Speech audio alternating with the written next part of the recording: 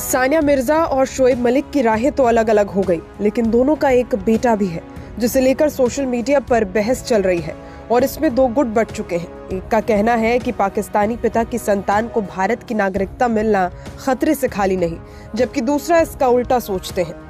सानिया मिर्जा ने टेनिस में भारत का नाम रोशन किया है, लेकिन साल 2010 में उन्हें काफी गुस्से का सामना भी करना पड़ा था। ये वो वक्त था जब सानिया ने पाकिस्तानी क्रिकेटर शोएब मलिक के साथ शादी रचाई थी। 14 साल बाद ये शादी ऑफिशियल तौर पर टूट गई है।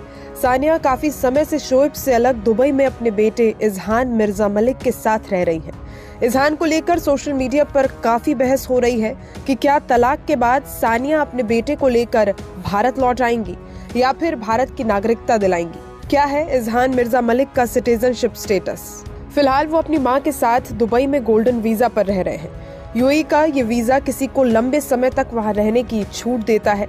इसके कई और भी फायदे हैं जो सानिया को वहां मिल रहे होंगे।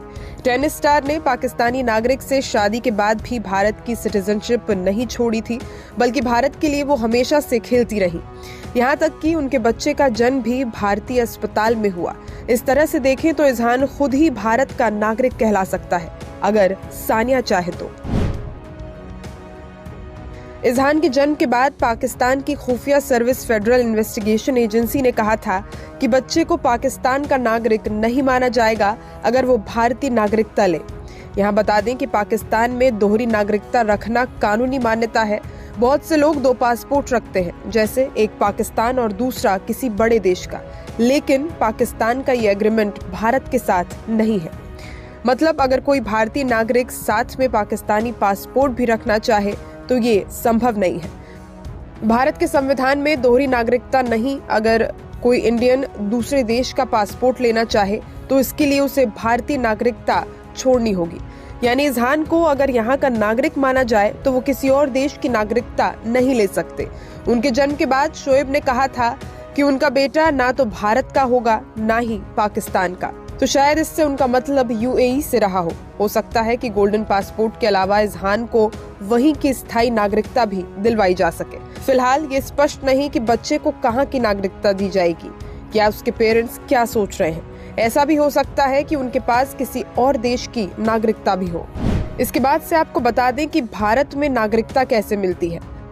26 जनवरी 1950 के बाद भारत में जन्मा कोई भी व्यक्ति जन्म से भारतीय नागरिक है। एक और नियम भी है।